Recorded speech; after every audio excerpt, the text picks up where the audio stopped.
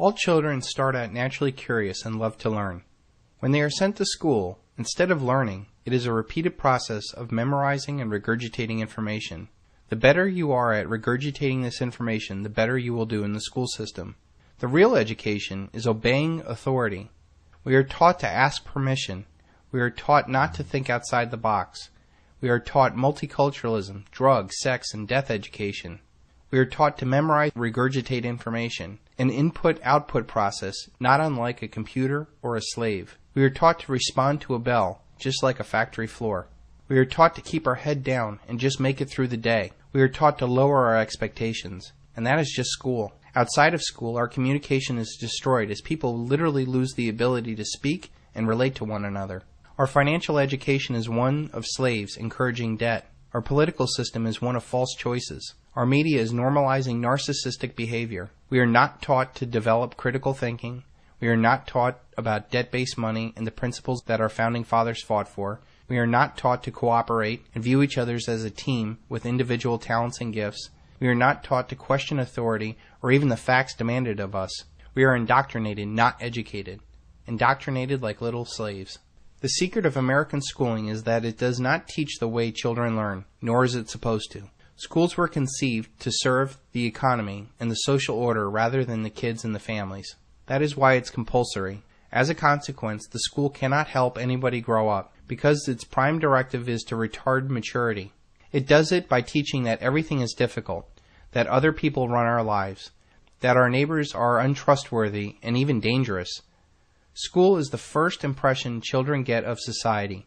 Because first impressions are often the most decisive ones, school imprints kids with fear, suspicion of one another, and certain addictions for life. It ambushes natural intuition, faith, and love of adventure, wiping these out in favor of gospel of rational procedure and rational management. Between 1906 and 1920, a handful of world-famous industrialists and financiers, together in their own private foundations, handpicked university administrators, house politicians, and spent more attention and more money towards forced schooling than the national government did. Andrew Carnegie and John D. Rockefeller spent more money than the government did between 1900 and 1920 on education. The system of modern schooling was constructed outside of the public eye and outside the public's representatives. In our dreams, people yield themselves with perfect docility to our molding hands. The present education conventions of intellectual and character education fade from their minds, and unhampered by tradition, we work our own goodwill upon a grateful and responsive folk. We shall not try to make these people, or any of their children, into philosophers or men of science. We have not to raise up them as authors, educators, poets, or men of letters. We shall not search for great artists, painters, musicians, nor lawyers, doctors, preachers, politicians, statesmen, all of whom we have ample supply of. The task is simple. We will organize the children and teach them in a perfect way the things their fathers and mothers are doing in an imperfect way. John D. Rockefeller. The aim of public education is not to fill the young of the species with knowledge and awaken their intelligence. Nothing could be further from the truth. The aim is simply to reduce as many individuals as possible to the same safe level, to breed and train standardized citizenry, to put down dissidence and originality. That is the aim of the United States. H. L. Mencken. This lowest common denominator citizen is most useful in a corporate, military, or a welfare state.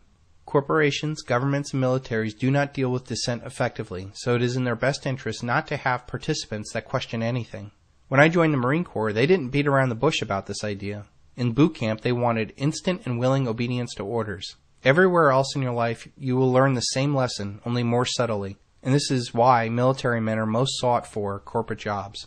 Education should aim at destroying free will, so that after pupils left school, they shall be incapable throughout the rest of their lives of thinking and acting otherwise than their schoolmasters would have wished. Bertrand Russell.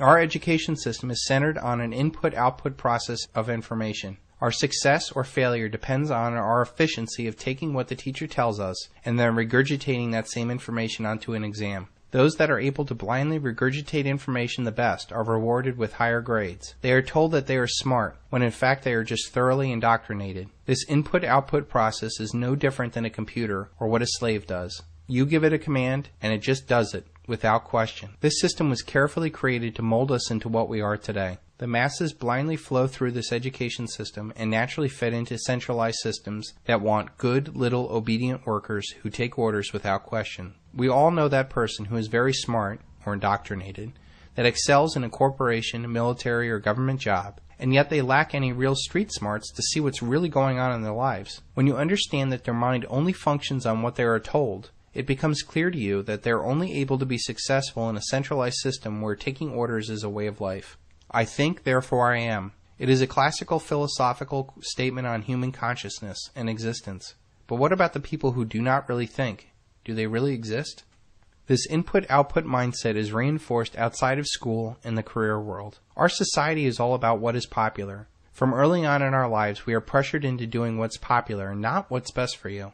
This is a way a collective gets individuals to sacrifice what is unique and special about themselves, to become the lowest common denominator in a group that really doesn't care about you at all. The most brilliant propagandist technique will yield no success unless one fundamental principle is born in the mind constantly. You must confine itself to a few points and repeat it to them over and over again. Joseph Goebbels.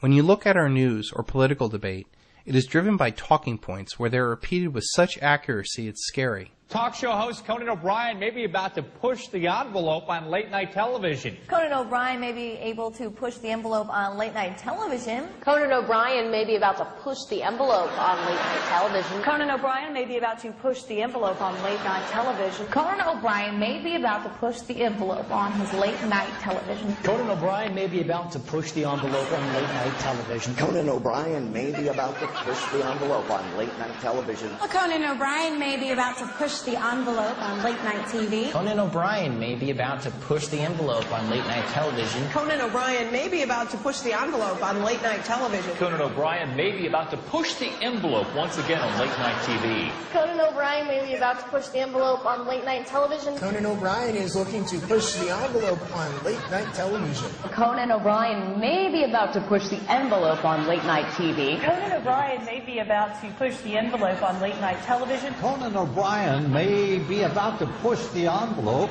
on late-night television. Conan O'Brien may be about to push the envelope on late-night television. Conan O'Brien may be preparing to push the late-night envelope. Intellectual debate in this society somehow passes for those who can scream their talking points the loudest over the other. This is done purposely to get a confrontational, emotional reaction from the indoctrinated and to dissuade the logical and independent thinker from even entering the debate.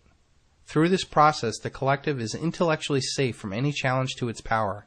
Do your thoughts serve to free you, or simply to make you freely serve? These talking points are created by people who do think about how to control societies. They weave this input-output slave thought into an Hegelian dialectic that they control. They essentially have a society that bickers over issues that have no real importance on the real power of the world. They use hot-button, emotional issues like abortion or gays in the military to divide and conquer us, while they laugh all the way to the bank, march us off to the war, and destroy our Constitution.